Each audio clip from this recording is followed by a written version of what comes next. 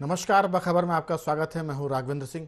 बखबर में आज हम बात करने जा रहे हैं मध्य प्रदेश की सियासत के बारे में। दरअसल चुनाव के मोड़ पर बीजेपी कांग्रेस दोनों पार्टियां आ चुकी और अब तीसरा जो प्लेयर है वो आम आदमी पार्टी के रूप में मैदान में आ चुका है। इसके बाद हम चौथे प्लेयर की बात करें तो असदुद्दीन ओवैसी, ये भी मध्य प्रदेश में चुनाव के जंग में हाथ आजमाने के लिए तैयारी कर रहे हैं। आज हम इसलिए भी इस पर बात कर रहे हैं क्योंकि अभी तक बीजेपी कांग्रेस के बागियों के लिए समाजवादी पार्टी और बहुजन समाज पार्टी ही ऐसी दो पार्टियां थी जो उनको टिकट देती थी विधानसभा चुनाव के लिए। अब आम आदमी पार्टी के भी मैदान में आने से भाजपा और कांग्रेस में जिन विधायकों के टिकट कटेंगे उनके लिए आम आदमी पार्टी एक अच्छा विकल्प के रूप में सामने है। तो मुद्दा यह है कि जो पार्टी बगावत को कंट्रोल करेगी, जो असंतोष को साध लेगी, सत्ता के निकट वो ज़्यादा पहुंच जाएगी। आज हम इसी पर बात करेंगे कि जिसका कंट्रोल उसी की बाजी। इसी मुद्दे पर चर्चा भी रहेगी और इस पर बीजेपी कांग्रेस फोकस कर रही है कि आखिर हम अपने असंतुष्ट को कैसे मनाएं। भाजपा के बड़े बड़े नेता इस काम के लिए जुटे पड़े हैं। अगर हम कांग्रेस की बात करें तो वहाँ दिग्विजय सिंह ऐसे लीडर हैं जो कार्यकर्ताओं के बीच में जा रहे हैं और ये बता रहे हैं कि ये आखिरी चुनाव है, इस बार अगर नहीं जीते तो फिर दोबारा वापसी की संभावना कम रहेगी। महत्वपूर्ण है। चर्चा के लिए मौजूद है हमारे साथ स्टूडियो में हमारे वरिष्ठ पत्रकार साथी आशीष दुबे जी, टेलीफोन लाइन पर हैं सामाजिक सरोकार से जुड़े रमेश सिंह जी और स्काइप पर मौजूद हैं वरिष्ठ पत्रकार डॉक्टर राहुल रंजन। आप सभी का बहुत बहुत स्वागत है। चर्चा की शुरुआत आशीष जी आपसे कि ये जो 2023 का चुनाव है खासतौर से कांग्रेस के लिए इसलिए महत्वपूर्ण है कि उसके दो एक वरिष्ठ नेता दिग्विजय सिंह और कमलनाथ एक तरह से कह सकते हैं कि उम्र के लिहाज से वो सक्रिय राजनीति में उनका ये लगभग आखिरी दौर होगा, रहेंगे चुनाव में। लेकिन 2023 के बाद के चुनाव में उनकी उम्र 80 के पार हो जाएगी। तो उस नज़रिए से इन दोनों नेताओं के लिए ये अपने राजनीतिक जीवन का एक तरह से अंतिम माइलस्टोन हम कह सकते हैं। तो पूरी ताकत लगा रहे हैं कमलनाथ। लोग जानते हैं कि कमलनाथ पब्लिक की पॉलिटिक्स कम करते थे, मैनेजमेंट की पॉलिटिक्स के वो ज़्यादा उस्ताद हैं, चैम्बर पॉलिटिक्स और रणनीति बनाने के भी वो मास्टर माने जाते हैं। लेकिन पहली बार ये देखा जा रहा है कि अपनी फितरत से अलग हटकर कमलनाथ भी खूब दौरे कर रहे हैं, कार्यकर्ताओं के बीच में जा रहे हैं और दिग्विजय सिंह तो इस काम को करते ही हैं पहले से ही। तो कमलनाथ और दिग्विजय सिंह की जो जोड़ी है वो कांग्रेस के भीतर जो असंतोष उपजेगा टिकट बांटने के बाद उसको संभालने के लिए वहाँ कन्फ्यूजन नहीं है, कमलनाथ है और दिग्विजय सिंह है, सबको पता है। बीजेपी में जो असंतोष को संभालने वाले लोग हैं उनके खिलाफ असंतोष ज़्यादा है। अगर हम संगठन की बात करें, सरकार की बात करें तो इनके खिलाफ असंतोष ज़्यादा है। दिल्ली ने जो प्रभारी बनाकर भेजे हैं उनकी हालत ये कि वो संवाद ही नहीं कर रहे हैं असंतुष्टों से, कार्यकर्ताओं से बात ही नहीं कर रहे हैं, वो बैठक कर रहे हैं। चाहे हम शिव प्रकाश जी की बात करें, अजय जामवाल की बात करें या मुरलीधर राव की बात करें, ये तीन बड़े नेता हैं जो दिल्ली ने मध्य प्रदेश भाजपा के असंतुष्टों को संभालने के लिए भेजे हैं। तो जो संभाल लेगा असंतुष्टों को, सरकार उसकी बन जाएगी या वो पार्टी सरकार के नज़दीक होगी। आपकी राय, बीजेपी की स्थिति क्या असंतुष्टों के मामले में, वो कितनी ताकत से संभाल पाती है? एक ज़माने में भाजपा की ताकत थी कि वो असंतुष्टों को संभालने में ज़्यादा सक्षम है क्योंकि उनके यहाँ संगठन और कैडर दोनों हैं। आपकी राय, कांग्रेस और बीजेपी कहाँ खड़े इस मुद्दे पर? देखिए, सत्ता में लंबे समय से होने की वजह से बीजेपी पर निगाहें ज़्यादा हैं और उसकी गतिविधियां भी ज़्यादा नज़र में आती हैं। तो उसमें साफ दिखता है कि बीजेपी के अंदर जो एक किस्म की बेचैनी है, बीजेपी के नेताओं में या कार्यकर्ताओं में जो बेचैनी है, जो एक असंतोष या अनरेस्ट है, वो कहीं ना कहीं ये पार्टी के सारे जितने भी लोग हैं, सूत्रधार हैं, वो सब भांप चुके हैं उसको। इसीलिए आप देखिए केंद्रीय नेताओं के लगातार दौरे हो रहे हैं, पीएम और गृह मंत्री को भी लगातार आ रहे हैं या आप कह लें आना पड़ रहा है, जो भी चीज़ें हैं। तो ये इसलिए मध्य प्रदेश में बीजेपी के साथ असंतोष के बुलबुले इसलिए भी फूट रहे हैं लगातार और सामने आ रहे हैं, विकास यात्राओं में सामने आए वो इसलिए आ रहे हैं क्योंकि एक गौर से देखा जाए तो बीजेपी में एक जो सरकार में बहुत सा जो लोग थे वो कहीं ना कहीं उपेक्षित रह गए या उनकी हसरतें पूरी नहीं हो पाई। और एक जो वर्ग था वो पिछले 17-18 सालों से लगभग जो है वो किसी न किसी तरह से सत्ता की आसपास रहा या उसका आनंद लेता रहा। तो अब वो ये जो निर्णायक से चुनाव जो सबको लगता है, ये बीजेपी के लोगों को भी लगता है, कांग्रेस को भी लगता है, तो इसलिए भाजपा के लोग जो है मुखर हैं और नेताओं को उतारना पड़ा है। हाईकमान ने इस बात को समझ गया है। फीडबैक जो रिपोर्ट्स आई हैं वो भी ठीक नहीं है। हाईकमान को ने अपने नेताओं को उतारा है, कुछ मंत्रियों को जिम्मेदारी दी है कि वो जाके कार्यकर्ताओं को मनाएं, पुचकारें, समझाएं। तो ये सारे घटनाक्रम हो रहे हैं, लेकिन जिस वक्त पे ये किए जा रहे हैं, जब कि चुनाव सर पे हैं, 5-6 महीने बाद चुनाव की सारी गतिविधियां शुरू हो जाएंगी, तो उस वक्त ये बहुत चमत्कार होगा कि भाजपा उसी तरह से हो जाए जैसी 2008 या 13 में थी। तो इसलिए भाजपा के साथ परेशानी आएगी। भाजपा को बहुत सावधानी से आगे बढ़ना पड़ेगा और कोशिश यही हो रही है। कल भी जो प्रधानमंत्री का दौरा था और उन्होंने उस मंच से जिस तरह से चीज़ों पर मध्य प्रदेश के मामलों को फोकस किया, जिस तरह से टारगेट किया, उससे समझ में आता है कि वो जो कमान होगी, जो ब्रांड होगा, वो उन्हीं का होगा चुनाव में। बेसिकली वो आगे रहेंगे। कांग्रेस के पास तो जो भी है, कांग्रेस के पास जो भी है पाने के लिए मुझे लगता है। मैं आपने चूंकि पीएम का जिक्र किया है, मैं उसी को जोड़ना चाह रहा था, क्योंकि ये बात आगे निकल जाएगी तो फिर वो मुद्दा पीछे हो जाएगा। पीएम ने जहाँ किया, इस बात का जिक्र किया, पंचायत राज की या ग्राम पंचायतों की बात की है, वो इलाका है मध्य प्रदेश का विंध्य क्षेत्र। और पिछले 2018 के चुनाव में भाजपा को विंध्य से सर्वाधिक सफलता मिली थी। विंध्य से भाजपा को जितनी सीटें मिली थी उतनी पहले कभी नहीं मिली। लेकिन ये भी है कि पिछले 5 सालों में सबसे ज़्यादा उपेक्षा सर्वाधिक ताकत देने वाले विंध्य क्षेत्र की भाजपा के संगठन में और सरकार दोनों में हुई है। तो ऐसा लगा कई बार कि बीजेपी ने उस जो ताकतवर क्षेत्र है वहाँ के लोगों ने भाजपा को ताकत देकर गलती की क्या, उसकी सज़ा लोगों को दी जा रही है। क्योंकि ना तो सरकार में वहाँ के मंत्री थे, विधायकों की संख्या के हिसाब से देखें तो उन विधायकों को सरकार में ज़्यादा हिस्सेदारी मिली थी, सरकार में हिस्सेदारी नहीं मिली तो संगठन में मिली थी। तो संगठन में भी वहाँ हम बात करें तो तिवारी जो हैं, जिन्होंने अजय सिंह राहुल को इलेक्शन हराया था, शरदेंदु तिवारी को पार्टी संगठन ने महामंत्री बनाया प्रदेश भाजपा का, जो कि भाजपा के भीतर क्वार्टर के हिसाब से बड़ा पद होता है जी। लेकिन कई वरिष्ठ भाजपा के विंध्य क्षेत्र में जिनको ना तो संगठन में बड़ा पद मिला और ना सरकार में मिला। तो विंध्य में जरूर पीएम की रैली हुई है, पीएम ने सभा की है, लेकिन वहाँ के लोगों ने उपेक्षा झेली। और वो आपको याद होगा कि सिंगरौली चुनाव में बीजेपी नगर निगम चुनाव हार गई है। और अगर नगर पंचायतों के चुनाव की बात करें, खुद का नगर निगम चुनाव हार गई है कांग्रेस से। नगर पंचायतों की बात करें तो विधानसभा अध्यक्ष के परिवार से लोग चुनाव हार गए हैं, उनका बेटा चुनाव हारा। तो ये सब संकेत बताते हैं कि जिस विंध्य ने बीजेपी को बहुत ताकत दी, बीजेपी ने पूरे 5 साल उस विंध्य को बहुत निर्ममता के साथ उपेक्षित रखा। तो ये क्या इससे बीजेपी को ताकत मिलेगी? और अगर इससे बीजेपी कमजोर हुई है तो क्या इन 6 महीनों में विंध्य का असंतोष, विंध्य के विधायक, वहाँ के लोगों की पीड़ा, चाहे विधायक हो चाहे संगठन के लोग हों, वो कैसे उसका शमन होगा?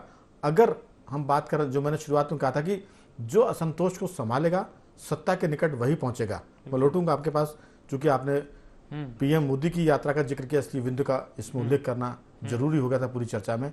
रमेश सिंह जी, मेरी आवाज सुन पा रहे हैं? दरअसल बीजेपी विंध्य में असंतोष का सामना कर रही है। रीवा नगर निगम हार गया, सिंगरौली नगर निगम में आम आदमी पार्टी ने वहां से एक तरह से अपनी उपस्थिति दर्ज कराई। और आम आदमी पार्टी मध्य प्रदेश में असंतुष्टों के लिए, चाहे वो बीजेपी का असंतुष्ट हो चाहे कांग्रेस का असंतुष्ट हो, उसके लिए एक नया मैदान बन के उभरी। क्योंकि इसके पहले भाजपा कांग्रेस के असंतुष्ट समाजवादी पार्टी और बहुजन समाजवादी पार्टी से टिकट लेकर मैदान में उतरते थे और कई बार उन्होंने भाजपा के या कांग्रेस के नेताओं को हराया भी है जो पार्टी के प्रत्याशी होते थे। इस बार एक और नया प्लेयर मैदान में आम आदमी पार्टी, ये आपको लगता है कि कुछ नया कर सकता है और बीजेपी कांग्रेस के असंतुष्टों को एक प्लेटफॉर्म दे सकता है? तीसरी चौथी चीज और निकल कर आ रही है कि जयस जैसा आदिवासी संगठन जो ओबीसी की पार्टी है उसके साथ भी गठबंधन कर सकता है। ये पिछले दिनों इस बात के बहुत जबरदस्त संकेत मिले हैं। तो मध्य प्रदेश में आम आदमी पार्टी, ओबीसी की पार्टी, आदिवासियों से उसका गठबंधन और इसके साथ साथ समाजवादी पार्टी और बहुजन समाजवादी पार्टी की उपस्थिति, क्या बीजेपी कांग्रेस के असंतुष्टों को नया मैदान दे रही है, नया प्लेटफॉर्म दे रही है? और इस बार असंतुष्टों को काबू में करना थोड़ा टेढ़ी खीर होगा, कम से कम भाजपा के लिए, क्योंकि उनके नेतृत्व में कोई भी ऐसा लीडर नहीं है जिसके निर्देश का पूरी पार्टी एक मत से पालन करे या आंख मूंद कर विश्वास कर ले। एक चीज मैं इसमें और जोड़ूंगा, पिछले दिनों हिमाचल का चुनाव हुआ था और अभी हम बात कर रहे हैं कर्नाटक की, वहाँ असंतुष्टों को संभालने के लिए प्रधानमंत्री नरेंद्र मोदी को दखल देना पड़ा, टेलीफोन से बात करनी पड़ रही है। तो मध्य प्रदेश की हालत क्या बनेगी? रमेश सिंह जी, आपकी राय। राघवेंद्र जी, बीजेपी के विरुद्ध कार्यकर्ताओं और जनता में एक उकताहट है। 15-20 साल से सत्ता में है, तो एक अंदर एक उकताहट है लोगों में और कार्यकर्ताओं में असंतोष है। असल में बीजेपी की सत्ता के साथ ही कार्यकर्ताओं में महत्वाकांक्षाएं थी। जो युवा कार्यकर्ता है उसमें महत्वाकांक्षाएं ज्यादा थी, लेकिन जो विधायक मंत्री सत्ता का जो शीर्ष है उसने उसको उस महत्वाकांक्षाओं को हमेशा दबाया है। चुनाव के टाइम पे फिर वो ये सोचते हैं कि ये तो पट जाएंगे, तो एक वो उकताहट और असंतोष बहुत ज्यादा है, भारी है, और उसको सेफ्टी वाल्व का काम कर रहा है। आपने ये बताया ना, जायसवाल आदिवासी फैक्टर, आपका फैक्टर, ओबीसी का फैक्टर, ये अभी चंद्रशेखर रावण आए थे, दलित फैक्टर, अच्छा पिछड़ा वर्ग का फैक्टर भी अब काम करने लगा है। पिछले 5-7 साल से देखा है कि पिछड़ा वर्ग की एक राजनीतिक चेतना जागृत हुई है। इसके बाद ये विंध्य में जो नारायण त्रिपाठी का फ्रंट बन रहा है, ये जो असंतोष है दोनों पार्टियों का, उसको स्पेस ये लोग दे रहे हैं, और इसलिए अब कितना कंट्रोल कर पाती है बीजेपी को बहुत मुश्किल हो गई कंट्रोल करने में। हालांकि कांग्रेस के लिए थोड़ी इस मामले में मैं सुविधा इसलिए मानता हूं कि पिछले 15-16 साल से कांग्रेस सत्ता से बाहर है, तो कार्यकर्ता एन कैन प्रकार सत्ता चाहता। उसने 1.5-2 साल कमलनाथ की सरकार में सत्ता का सुख हुआ था, तो जब सरकार गिरी थी तो मैंने ये देखा था कार्यकर्ता रो रहे थे, नेताओं पे कोई फर्क पड़ा हो ना रहा हो, क्योंकि सबसे ज्यादा पिसता है कार्यकर्ता सत्ता विपक्ष में। तो वो रो रहे, तो कार्यकर्ता कांग्रेस के वो तो चाहते हैं कि भगाड़ मजा हो जाए, सत्ता है हमारी। लेकिन बीजेपी के लिए बहुत टेढ़ी खीर है, क्योंकि कार्यकर्ताओं में दो फैक्टर काम कर रहा है। एक असंतोष है और दूसरा उकताहट। उन्हें ऐसा लगता है कि यार ये बीजेपी विपक्ष में रहे जब ये सुधरेंगे नेता लोग, और इन चीजों को खाद पानी दे रहे हैं जो फैक्टर्स बने ना तीसरे और चौथे फ्रंट के, ये उनको हवा दे रहे हैं। तो अब देखते हैं कितना कहाँ कामयाब होती है बीजेपी को। रमेश सिंह जी, पहले बीजेपी के भीतर ऐसे लीडर हुआ करते थे जिनको पूरे प्रदेश में सम्मान मिलता था, उनका आदर होता था कार्यकर्ताओं के बीच में भी और नेताओं के बीच में भी। हम बात कर लें कुशाऊ ठाकरे की, प्यारेलाल खंडेलवाल की, इसके बाद हम बात करें सुंदरलाल पटवा की, कैलाश जोशी की। अब इस कद के और इतने भरोसेमंद लीडर कि जिनको जो कार्यकर्ता इन पर भरोसा रखते थे, ऐसे लीडर इस कद काठी के लीडर नहीं बचे हैं। और यही भाजपा के लिए सबसे बड़ी दिक्कत है, क्योंकि पिछले 20 साल में कोई ऐसा लीडर नहीं बना है जो कार्यकर्ताओं के बीच में एक तरह से भरोसे का प्रतीक हो, जिस पर लोग ट्रस्ट करें कि अगर इस लीडर ने हमसे कहा है कि आप बगावत मत करिए, मैं आपका ध्यान रखूंगा, पार्टी आपकी चिंता करेगी। अगर ऐसा कोई कहता भी है तो बाद में उसकी बात की पूर्ति नहीं होती और फिर कार्यकर्ता शिकायत करते हैं कि आपने हमसे कहा था कि काम करिए, हमने काम भी किया, पार्टी को जिताया भी, लेकिन अब जो आपने वादा किया था उसकी पूर्ति नहीं हो रही है। तो ऐसे चेहरा कोई नहीं है जो विश्वास करने लायक हो। ये बीजेपी का बड़ा संकट है, विश्वास का संकट है। राहुल जी, भाजपा और कांग्रेस दोनों चूंकि सत्ता के निकट की पार्टी, पिछली बार कांग्रेस सत्ता में थी और बीजेपी सत्ता से दूर हो गई थी, और सबने देखा कि जब सिंधिया ने दल बदल किया, बगावत की, तब भाजपा सत्ता में लौटी।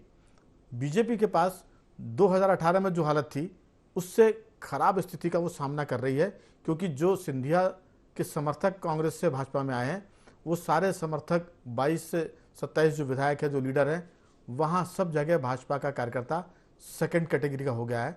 कांग्रेस से आए लोग उनको लीड कर रहे हैं। तो ये 25 से 27 सीट ऐसी जहां सिंधिया के समर्थक लीड करेंगे और वहां भाजपा का कार्यकर्ता असंतुष्ट मैंने 2 नंबर पर आ गया है। तो 230 सीटों में से आप 25-30 सीटें निकाल दीजिए, 200 सीटों पर बीजेपी को वैसे भी इनफाइट करनी पड़ रही है। आपकी राय, असंतुष्टों को कितना काबू में कर सकती है भाजपा और कांग्रेस? देखिए राघवेंद्र जी, क्या होता है कि राजनीति में जब सत्ता और संगठन दोनों जब साथ करते हैं और अपनी एक आपस में दूरी बना के रखते हैं, समन्वय। अब यहाँ क्या है कि भारतीय जनता पार्टी में जो संगठन में लोग थे, जो संगठन में काम कर रहे थे, संगठन को मजबूती दे रहे थे, वही लोग सत्ता लोलुप हो गए।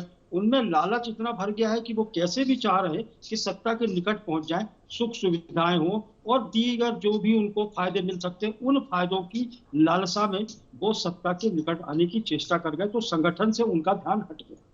दूसरी चीज ये है कि संगठन में जो लोग पहले बैठे थे, भारतीय जनता पार्टी की जो परिपाटी जिनके नाम लिए आपने, कुशाभाऊ ठाकरे जी, प्यारेलाल खंडेलवाल जी, तो ये लोग ऐसे व्यक्ति थे कि एक बार यदि कोई चीज कह दे संगठन में तो वो पत्थर की लकीर माना जाता था। लेकिन विगत 15 वर्षों से आप देख लीजिए कि भारतीय जनता पार्टी के जो संगठन के लिए जो लीडर आए हैं, जिनको भारतीय जनता पार्टी को सपोर्ट करना है, राजनीतिक दल को, वो लोग सत्ता के बहुत निकट चले गए, वो सत्ता की तारीफ में मग्न हो गए और सत्ता से लाभ लेने की चेष्टा में लग गए। तो ऐसे व्यक्ति जो संगठन में बैठा हो, सत्ता से लाभ लेने लगेगा तो उसकी कार्यकर्ता सुनवाई नहीं करते, क्योंकि कार्यकर्ताओं को ये बहुत अच्छे से पता होता है कि जब हमारी बात सुनने वाला व्यक्ति ही लालची हो गया है तो हमारा लालच कहाँ होगा, या हमारी स्वार्थ की पूर्ति या हमारी मांग की पूर्ति कैसे हो पाएगी। तो भारतीय जनता पार्टी की मध्य प्रदेश में स्थिति ये हो गई। आप उठा के देख लीजिए, जब से सत्ता में है 16-17 साल हो गए, ऐसा कोई लीडर मध्य प्रदेश में संगठन के लेवल पर नहीं आया भारतीय जनता पार्टी का जिसका ये कहा जाए कि हंटर चलता हो या जिसकी बात सुनी जाती हो। कोई व्यक्ति नहीं ऐसा है। तो एक बात है राहुल जी, व्यक्ति नहीं बचा। राहुल जी, एक बात है इस पूरे मामले में कि पहले अगर कोई वरिष्ठ नेता किसी बात की का वचन देता था पार्टी कार्यकर्ताओं को, तो उस वचन की पूर्ति संगठन करता था या सरकार भी करती थी। अब उसके वचन की, वादों की पूर्ति ना संगठन करता ना सरकार करती है।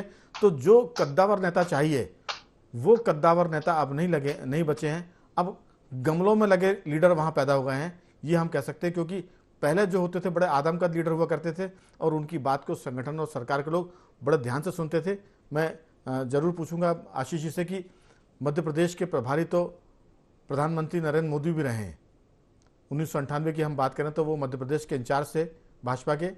उसके पहले की अगर हम बात करें तो ठाकरे जी ने अगर किसी को वचन दे दिया है किसी कार्यकर्ता को, तो फिर संगठन हो या सरकार उस बात की वो पूर्ति करते थे। चाहे प्यारेलाल जी की बात करें, पटवा जी की बात करें, कैलाश जोशी की बात करें, और ये लोग कार्यकर्ताओं के साथ होने वाले अन्याय के बीच में खड़े हो जाते थे कि ये कार्यकर्ता बहुत अच्छा था, इसके लिए हमने बहुत इसकी उपेक्षा की, अब इसको ये पद दे दिया जाए या संगठन में कोई जिम्मेदारी दी जाए। अब ऐसे लीडर ना तो प्रभारी के रूप में बचे हैं। पहले एक जो प्रभारी थे जिनका ओम प्रकाश माथुर नाम हुआ करता था, वो जरूर मध्य प्रदेश के कार्यकर्ताओं का विश्वास जीत पाए थे। हम नरेंद्र मोदी के बाद के प्रभारियों की बात करें तो उसमें अनंत कुमार भी यहाँ के प्रभारी रहे, प्रमोद महाजन भी यहाँ के प्रभारी रहे, इसके बाद विनय सहस्त्रबुद्धे भी यहाँ के प्रभारी रहे। लेकिन जो बात अनंत कुमार जी के पहले मैंने प्रमोद महाजन का नाम लिया या नरेंद्र मोदी का या ओम माथुर का, वैसे प्रभारी अब नहीं बचे हैं। प्रभारी ही जो है वो संगठन पर भारी पड़ रहे हैं, ऐसी स्थिति बन गई। जी बिल्कुल सही बात है वो, क्योंकि देखिए एक तो बीजेपी का जो पुराना दौर था उस वक्त ये जो नेता जिनके नाम आए हैं, ठाकरे जी थे या प्यारेलाल जी ये थे, ये लोग बहुत विपक्ष की राजनीति में रचे बसे थे। इन्होंने बहुत संघर्ष किया था। एक एक कार्यकर्ता एक एक क्षेत्र एक एक ब्लॉक तक दौरे करते थे। इसके बाद बीजेपी के साथ एक चीज़ें आई हैं कि बीजेपी सत्ता के बहुत करीब हो गई। सारे राज्यों में उसकी सत्ता है, केंद्र में उसकी सत्ता है, और भी पहले कुछ तो सत्ता के साथ साथ जो तप होता है जो संगठन का, वो खत्म हो गया। जब किसी राज्य में या केंद्र में जहाँ भी देख ली जाए, जब सत्ता होती है तो संगठन पर हावी होती है।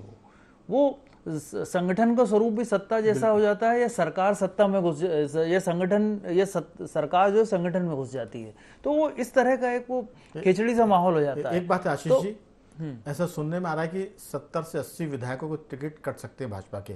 उसमें कुछ मंत्री भी होंगे जिनके टिकट कटेंगे और विधायकों के। क्या उन टिकट कटने वाले विधायकों की बगावत को रोकने के लिए भाजपा संगठन का मैकेनिज्म इतना है कि वो उस बगावत को झेल पाए? चाहे हम बीजेपी के मध्य प्रदेश संगठन की बात करें या प्रभारियों की बात करें, आपको क्या लगता है? देखिए, ये जो टिकटों को लेकर जो मैनेजमेंट अभी करना पड़ेगा, जो जैसी रिपोर्ट्स आ रही हैं, जो टिकट काटने की 70-80 बात हो रही है, वो उस कद के और उस तब के नेता संगठन में नहीं है।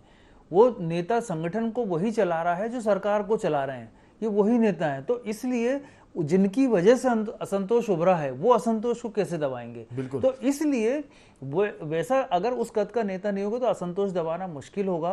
और असंतोष के अभी कई पहलू बहुत सारे जो हम देख रहे हैं वो सामने आने वाले हैं, और वो स्वाभाविक रूप से आएंगे क्योंकि भाजपा में एक बहुत बड़ा वर्ग जो है कांग्रेस से आके सेट हुआ है, तो उनको सेट करने में भी इनको दिक्कत होगी। मैं एक चीज़ में जोड़ना चाहूँगा, रमेश जी और राहुल जी से भी मेरा ये सवाल है कि कटनी एक जगह है जहाँ मध्य प्रदेश विधानसभा के अध्यक्ष का भी वो एक क्षेत्र माना जाता है, संसदीय क्षेत्र माना जाता है। वहाँ भाजपा की एक लीडर ने बगावत की थी। पूरा बीजेपी संगठन और सरकार उस बागी प्रत्याशी को भाजपा में शामिल नहीं कर पाई, और फिर बाद में उसके खिलाफ संगठन और सरकार ने मिलकर इलेक्शन लड़ा, लेकिन फिर भी भाजपा का प्रत्याशी वहाँ हार गया और बागी प्रत्याशी वहाँ से जीत गई। तो ये जो स्थिति है कि अगर नगर निगम के चुनाव में आप बगावत नहीं रोक सकते हैं, तो रमेश सिंह जी, मेरा ये कहना है कि क्या विधानसभा का जब आम चुनाव होगा उसमें तो फिर 230 सीटों पर आप कैसे बगावत रोकेंगे? जैसा आशीष जी कह रहे हैं, राहुल जी ने भी कहा कि जिनके खिलाफ असंतोष है, जिनकी वजह से कार्यकर्ताओं को हक मारा गया, अगर वही बीच में असंतोष को संतुष्ट करने जाएंगे तो लोग उनकी कितनी बात मानेंगे? क्योंकि अगर वो मना पाए तो सरकार में आना आसान हो जाएगा, और नहीं मना पाए तो फिर दिल्ली बहुत दूर है। रमेश जी, 60-70 विधायकों की जो टिकट कटेंगे ना, तो अच्छा, इसके बाद एक और चीज आ रही है अभी तो, कि जो कांग्रेस के, हेलो जी आपकी आवाज आ रही है। हाँ, कांग्रेस के जो नेता जो 27-28 ये विधायक टूट के आए थे बीजेपी में, उन क्षेत्रों में अगर उन कांग्रेसियों को टिकट मिलेगा तो बीजेपी की वो बगावत बहुत खतरनाक होगी, और उसे संभालना बीजेपी के बस की बात नहीं है। 60-70 टिकट कटेंगे, ये जो बगावत होगी, मुझे बिल्कुल नहीं लगता कि बीजेपी इस बगावत को काबू कर ले, क्योंकि बीजेपी की लंबी सत्ता के कारण इसकी संस्कृति पूरी तरह से बदल चुकी है। ये जो पहले जो बीजेपी हुआ करती थी, पहले बीजेपी के जो नेता होते थे जमीन से जुड़े होते थे, एक 1 to 1 कार्यकर्ताओं से संपर्क रहता था, वो लगभग पूरी तरह से खत्म है और संस्कृति पूरी बदल गई है। ठाकरे जी वाली शैली अब बीजेपी के लिए सपने की बात है। इसलिए ये जो बगावत का जो तूफान आने वाला है, इसको संभालना अपन कर्नाटक में देख रहे हैं, जो स्थिति कर्नाटक में है वही मध्य प्रदेश में होती हुई मुझे दिख रही है। बिल्कुल राहुल जी, समय की कमी, लेकिन कांग्रेस के लिए भी बगावत को रोकना बड़ा कठिन काम होगा, क्योंकि सत्ता से वो भी बहुत पास में आके फिसल गई है। बगावत की वजह से उनकी पार्टी सरकार से हट गई थी। तो क्या अकेले दिग्विजय सिंह बागियों को मना पाएंगे? क्योंकि बगावत करने वालों के लिए आम आदमी पार्टी का प्लेटफॉर्म है, समाजवादी पार्टी का और बहुजन समाजवादी पार्टी का है। इसके साथ साथ ओबीसी मियाँ भी मैदान में है, उनके साथ आदिवासियों का भी समर्थन मिलेगा, ऐसे संकेत मिल रहे हैं। अब ये चुनाव तक कितनी चीज़ें बदलती है, पलटियाँ खाती है, आपकी राय। लेकिन बीजेपी और कांग्रेस को क्या मुश्किल होगी असंतोष को दबाने में? बहुत संक्षेप में आपकी 2 टुक टिप्पणी। देखिए, दिग्विजय सिंह ने तो पहले ही मैनेज कर लिया था, और मैनेज करने के बाद कमलनाथ और दिग्विजय सिंह और ज्योतिरादित्य सिंधिया अब पूर्व हो गए। इन लोगों ने मैनेज किया था और आकर के बगावती तेवरों को भी कमजोर कर लिया था, तब जाकर के इनकी सरकार बनी थी। लेकिन भारतीय जनता पार्टी के साथ में अब सबसे बड़ी ये मुसीबत है कि जो लोग बगावतियों को समझाने के लिए, नाराज असंतुष्ट लोगों को समझाने के लिए आगे खड़े हैं, असंतोष उन्हीं के प्रति सर्वाधिक है। तो ये समझाएंगे किस स्थिति में? आप ये देख लीजिए, चाहे संगठन से जो भी लोग आ रहे हैं समझाने के लिए, उनके प्रति ही नाखुश है कार्यकर्ता, तो समझाने की स्थिति नहीं बनती। तो आप ये देखना कि भारतीय जनता पार्टी में भगदड़ आपको अधिक दिखाई देगी, कांग्रेस में नहीं। क्योंकि कांग्रेस के पास में एक चीज है कि मिल गया तो ठीक है, नहीं मिल गया तो भविष्य का सपना है। तो लेकिन भारतीय जनता पार्टी के पास में ये कह सकते हैं कि राज्य का नेतृत्व के साथ साथ दिल्ली नेतृत्व का भी चेहरा सामने रहेगा, यानी प्रधानमंत्री नरेंद्र मोदी इस बार मध्य प्रदेश के चुनाव में जरूर उनका चेहरा सामने रखकर वोट मांगे जाएंगे, क्योंकि राज्य का जो नेतृत्व है उसके हिसाब से तो बीजेपी की स्थिति बहुत मुश्किलों की होगी। कहीं ना कहीं उसको मजबूती देने के लिए नरेंद्र मोदी का चेहरा और केंद्र सरकार के काम और डबल इंजन की सरकार, ये नारा बुलंद होगा और इसी के चलते वोट मांगे जाएंगे, इसी के चलते बगावत को रोकने की बात की जाएगी। तो कह सकते हैं कि आने वाले दिनों में क्या स्थितियां बनेंगी बीजेपी कांग्रेस की, वो धीरे धीरे सामने होगी। लेकिन अभी तो जो असंतोष का मामला है वो लावा धधक रहा है, देखते हैं कि वो कितना फूटता है और कितना वो मैनेज होता है। तीनों मेहमानों का धन्यवाद, राहुल जी आपका भी, रमेश सिंह जी आपका भी, आशीष जी आपका बहुत बहुत साधुवाद कि आपने चर्चा में हिस्सा लिया। तो मध्य प्रदेश में जो असंतोषों को कंट्रोल करेगा, बाजी उसके हाथ रहेगी, ये स्थितियां बन रही है। पिछला चुनाव भी इसका एक तरह से गवाह था। बखबर में आज सिर्फ इतना ही। कल किसी और मुद्दे पर बात करेंगे। तब तक बने रहिए हमारे साथ और देखते रहिए IND24।